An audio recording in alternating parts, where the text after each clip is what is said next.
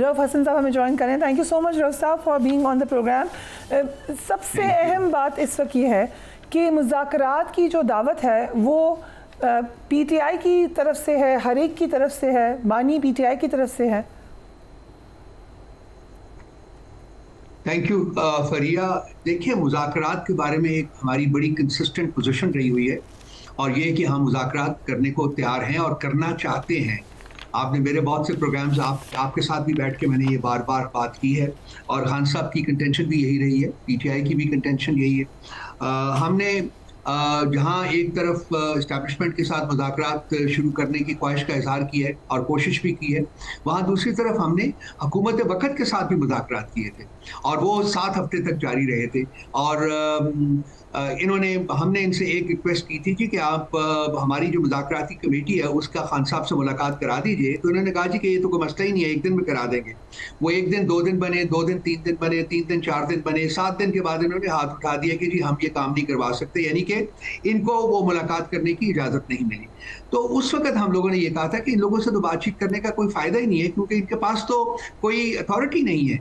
Legitimacy तो इनके पास कभी भी नहीं थी, रेलेवेंस तो इनके पास कभी भी नहीं थी। कोई अथॉरिटी भी होती है कि चलिए कोई आर्टिफिशियल अथॉरिटी हो, वो भी इनके पास नहीं थी। तो हम लोगों ने फिर कहा जी कि बात तो उसी से ही करेंगे जिनके पास अथॉरिटी है, जो पावर है और जो कोई दे सकते हैं, जिनसे कुछ वसूल किया जा सकता है। सो यू आर सेइंग कि प्राइम मिनिस्टर, पूरी कैबिनेट, तमाम पॉलिटिकल पार्टीज, इनमें से किसी से बातचीत का कोई फ़ायदा नहीं है? नहीं, हम कर चुके हैं ना। मैं तो अपने एक्सपीरियंस को बयान कर रहा हूँ ना जी। 7 हफ्ते जो हमने इनके साथ मुज़ाकरात किए थे, आपको याद होगा, तो मैं तो उसको उस एक्सपीरियंस जो है उसको बयान किया मैंने कि इनके पास, हमें ये रियलाइज़ किया कि इनके पास कोई अथॉरिटी नहीं है। तो अल्टीमेटली तो मुज़ाकरात जो होंगे वो एस्टैब्लिशमेंट से होंगे। हाँ, अगर उनको कैमोफ्लेज करना चाहते हैं किसी पॉलिटिकल कवरिंग में, तो ये मौजूद है बैठे हुए, ये कर लेंगी, वो कैमोफ्लेज कर देंगी। लेकिन मुज़ाकरात जो हैं वो पीटीआई और एस्टैब्लिशमेंट के दरमियान होंगे। हाँ, आज का जो लेटर आया है उसमें उन्होंने कहा जी पॉलिटिकल फोर्सेस के साथ भी मुज़ाकरात किए जाए। हाँ, अगर कोई पोटेंशियल बनता है, कोई पॉसिबिलिटी क्रिएट होती है, तो कोई मुज़ाकरा नहीं होगा, बिल्कुल मुज़ाकरात होने चाहिए। हम बेसिकली, मेरी कंटेंशन या खान साहब की कंटेंशन या पार्टी की कंटेंशन ये है कि मुज़ाकरात होने चाहिए। बट मुज़ाकरात आज मामलात को आगे बढ़ाने का एक रास्ता है। बट यू ऑल्सो रियलाइज कि दूसरी तरफ से इस वक्त मुज़ाकरात की कोई, जहाँ आप करना चाह रहे हैं मुज़ाकरात, उधर से कोई भी उम्मीद फिलहाल तो नजर नहीं आ रही। देखिए देवी, बहुत सी चीज़ें हैं जो कि इंसान प्रोजेक्ट नहीं कर सकता, प्रिडिक्ट नहीं कर सकता, और वो हो जाती हैं। कुछ चीज़ें आप प्रिडिक्ट करते हैं लेकिन वो नहीं होती।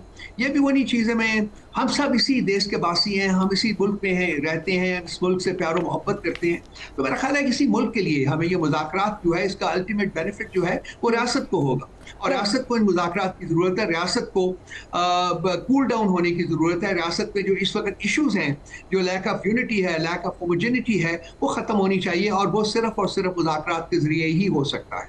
राइट। तो अब आपको लग रहा है कि खैबर पख्तूनख्वा में आपकी हुकूमत को ख़तरा है? नहीं, मुझे नहीं लग रहा जी, मुझे नहीं लग रहा। हालांकि ये इस बारे में मुझे यकीन है कि ये लोग अपना गंदा रोल जो है वो डेफिनेटली गंदी गेम जो है वो खेलने की कोशिश करेंगे। ये प्राइम मिनिस्टर हाउस में बैठे हुए लोग जो हैं वो ज़रूर करेंगे, लेकिन हमारे पास एक बड़ी ही सेफ मेजॉरिटी है वहाँ, और मेरा नहीं ख्याल कि पाकिस्तान तहरीक इंसाफ और खान साहब को छोड़ के कोई जाना चाहेगा खैबर पख्तूनख्वा, और for that matter in the rest of the country also, because जो लोग गए हैं उनका हशर तो देख लिया, वो सियासी जनाजे लेके फिर रहे हैं। बहुत सारे वो जो छोड़ के गए थे वो पीटीआई के दर के ऊपर बैठे हुए कशकोल लेके भीख मांग रहे हैं कि जी हमें पार्टी में वापस ले लीजिए। आप देखिए, आपके टेलीविजन चैनल्स के ऊपर रोज शाम को वो आए होते हैं और अपनी मुख्तलिफ किस्म की रागनी वो अलाप रहे होते हैं। तो ये अगर हुकूमत गिराने के लिए से आप खुद का कोशिश तो वो करेंगे, बट अली अमीन गंडापुर से तो पार्टी में भी लोग नाराज हैं, उनको तो पीटीआई भी शायद चाहेगी कि हटाया जाए। आपका ख्याल है कि जी शहबाज शरीफ से कोई नाराज नहीं है? आपका ख्याल है कि क्या आसिफ जरदारी से कोई नाराज नहीं है? आपका ख्याल है कि जी इन पॉलिटिकल पार्टीज के बाकी लीडरान से कोई नाराज नहीं है? आप क्या भूल गई हैं PMLN के अंदर के फैक्शंस कितने हैं? क्या आप भूल गई हैं कि जब प्रेशर पड़ा था तो पीपल्स पार्टी सिर्फ 19 लोग रह गए थे?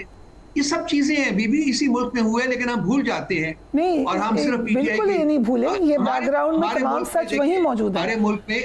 बट द क्वेश्चन इज कि आप ये कह रहे हैं कि पार्टी का कोई इरादा नहीं अली अमीन गंडापुर साहब को तब्दील किया जाए, ऐसा कोई इरादा नहीं है? देखिए, ये मैंने नहीं फैसला करना, ये फैसला जो है ये प्रेरोगेटिव खान साहब का है। खान साहब अपने तरीके से सोचते हैं, वो अभी मुतमईन है इसलिए वो कंटिन्यू कर रहे हैं, और अगर खुदा न ख्वास्ता किसी वक्त वो कुछ ऐसा फैसला करना चाहे तो वही करेंगे।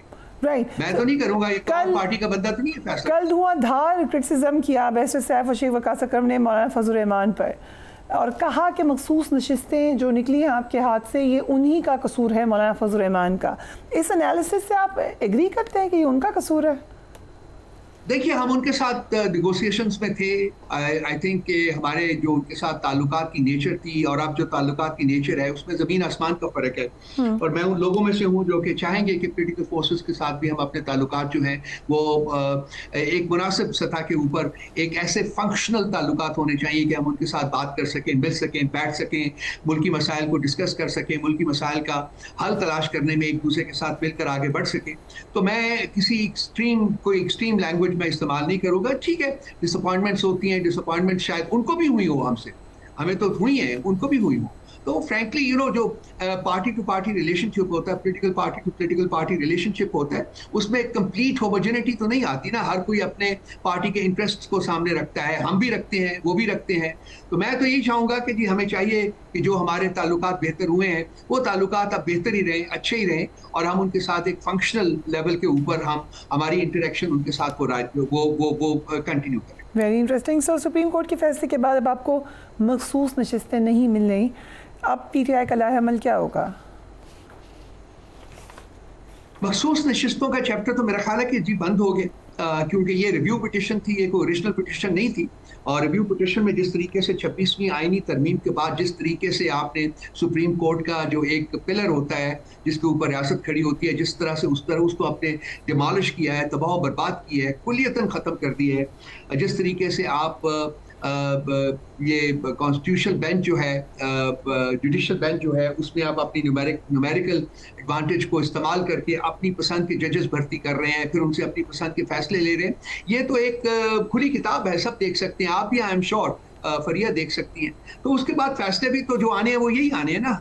हमें तो कोई और उम्मीद नहीं थी कि बेहतर फैसले आएंगे। फॉर्चुनेटली अब यही पाकिस्तान की अदलिया हो गई है, जिसमें कि कोई इंडिपेंडेंट नाम की कोई चीज़ नहीं है। हाँ, वो जो कुछ जज जो इंडिपेंडेंट माइंडेड है, वो उनकी अपनी कोर्ट के साथ, आपको पता है कि उनके मसाइल हैं, वो तो बार बार लेटर लिख रहे हैं, वो भी बहुत सारी जो फैसले किए गए हैं उससे डिसएग्री करते हैं।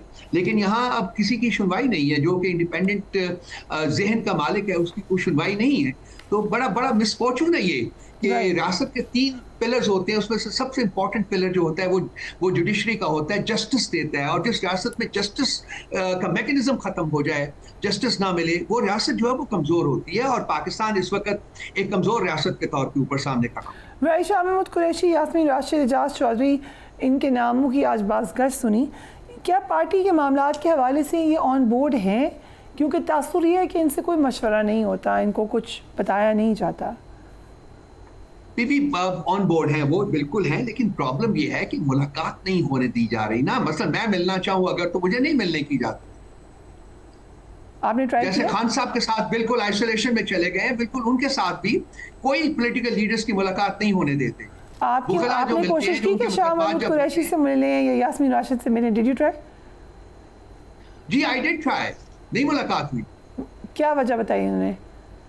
वो है नहीं जी, इजाजत नहीं देते जी। वही वजह है जो कि खान साहब के साथ मुलाकात मेरी नहीं हुई है, बाकी हमारे सियासी रुफका की मुलाकात नहीं हुई। तकरीबन 31-32 हफ्ते हो गए। अदालत के नोटिस के लोग अब हम कह सकते हैं कि आइसोलेशन में है, इंक्लूडिंग खान साहब।